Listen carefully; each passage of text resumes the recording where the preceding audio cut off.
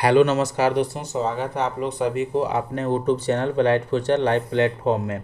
इस क्लास में हम लोग रिवीजन करने वाले हैं 20 जीके जीएस का क्वेश्चन, जो कि प्रैक्टिस सेट है एसएससी जीडी के लिए। लेकिन आज की क्लास जो है बहुत छोटा होने वाला है, क्योंकि इस क्लास में हम लोग 20 क्वेश्चन ही सॉल्व कर रहे हैं।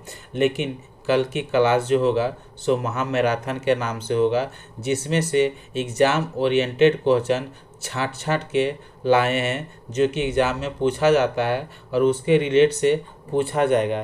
तो कल की क्लास जो से महा मैराथन होगा और आज की क्लास जो से छोटा क्लास होने वाला है 20 क्वेश्चन का। तो इस क्लास का जो पहला क्वेश्चन है, पूछा जा रहा है मानव द्वारा सर्वप्रथम किस धातु का प्रयोग किया गया था। तो मानव द्वारा सर्वप्रथम जो धातु का प्रयोग जो किया गया था सो तांबा का किया गया था।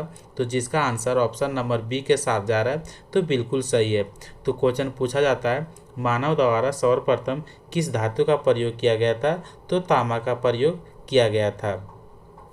अगला क्वेश्चन है दीवान ए अमीर कोही विभाग की स्थापना किस सुल्तान ने की थी। तो दीवान ए अमीर कोही विभाग की स्थापना जो की थी सो किसने की थी, तो वो मोहम्मद बिन तुगलक ने की थी। तो जिसका आंसर ऑप्शन नंबर ए के साथ जा रहा है, बिल्कुल सही है। अगला क्वेश्चन पूछा जा रहा है किस शासक की मंत्री परिषद को अष्टप्रधान की संज्ञा दी थी। तो किस शासक की मंत्री परिषद को अष्टप्रधान की संज्ञा दी थी, तो शिवाजी होता है, यानी कि शिवाजी को अष्टप्रधान की संज्ञा दी गई थी। तो जिसका आंसर ऑप्शन नंबर ए के साथ जा रहा है, बिल्कुल सही है। ठीक इसी प्रकार से सती प्रथा का अंत तथा ठगी प्रथा को समाप्त करने का श्रेय जो है किसे दिया जाता है।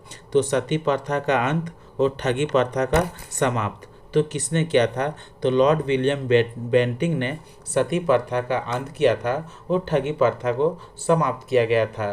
तो किसे जाना जाता है, ठगी प्रथा समाप्त करने के लिए लॉर्ड विलियम बेंटिंग को जाना जाता है। अगला क्वेश्चन है राजलेय यानी हड़प नीति का किसके द्वारा लागू किया गया था। तो हड़पने का नीति जो है सो कौन शुरू किया था, तो हड़पने की नीति लॉर्ड डलहौजी ने हड़प नीति शुरुआत किया था। तो जिसका आंसर ऑप्शन नंबर सी के साथ जा रहा है, बिल्कुल सही है।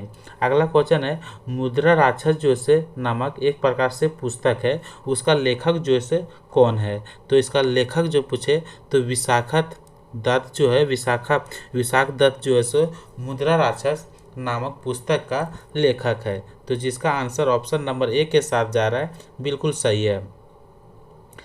अगला क्वेश्चन है कला की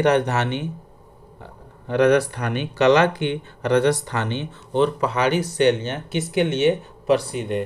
तो कला की राजस्थानी जो है राजस्थानी और पहाड़ी शैलियाँ जो से किसके लिए प्रसिद्ध है, तो वो जो से चित्रकला के लिए प्रसिद्ध है। कला की राजस्थानी और पहाड़ियाँ शैली जो है सो चित्रकला के लिए प्रसिद्ध है। तो जिसका आंसर ऑप्शन नंबर डी के साथ जा रहा है, बिल्कुल सही है।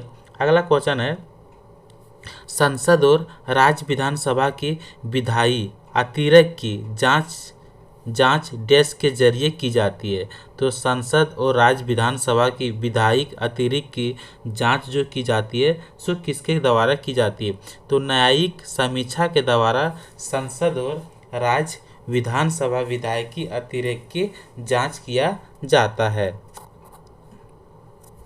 अगला क्वेश्चन है आमिनी कृष्णमूर्ति किस नृत्य शैली के लिए विख्यात है।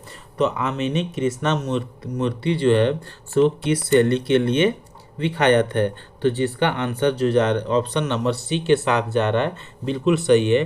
क्योंकि आमिनी कृष्णमूर्ति जो है सो भरतनाट्यम शैली के लिए विख्यात है, यानी कि प्रसिद्ध है। अगला क्वेश्चन है लंदन किस नदी के किनारे स्थित है।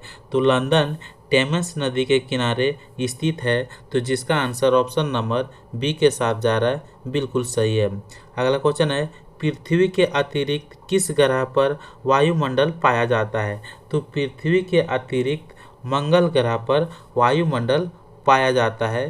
तो जिसका आंसर ऑप्शन नंबर बी के साथ जा रहा है, तो बिल्कुल सही है।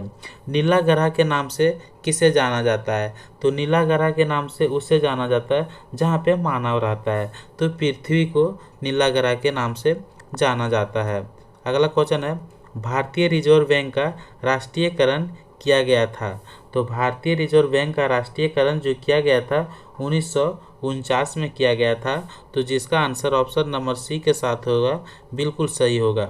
भारतीय विदेश व्यापार संस्थान कहाँ स्थित है?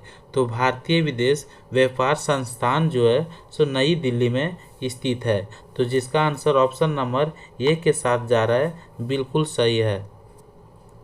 अगला क्वेश्चन है, हिमालय पर्वतमाला का वह हिस्सा जो तीस्ता और दिहांग नदी के बीच स्थित है, उसे किस नाम से जाना जाता है?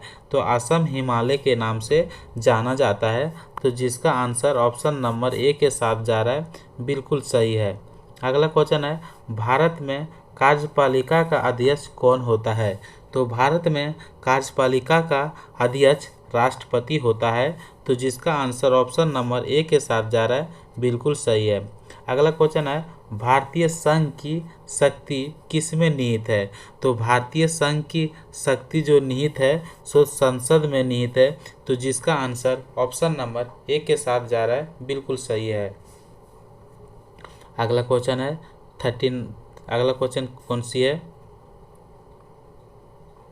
भारतीय संघ की शक्ति किस में निहित होती है? तो भारतीय संघ की निहित जो होती है सो संसद में ही होती है। अगला क्वेश्चन है, भारतीय संविधान की किस अनुसूची में राजभाषा उल्लेख है? तो भारतीय संविधान की 8वीं अनुसूची में राजभाषा की उल्लेख है, तो जिसका आंसर ऑप्शन नंबर बी के साथ जा रहा है, बिल्कुल सही है।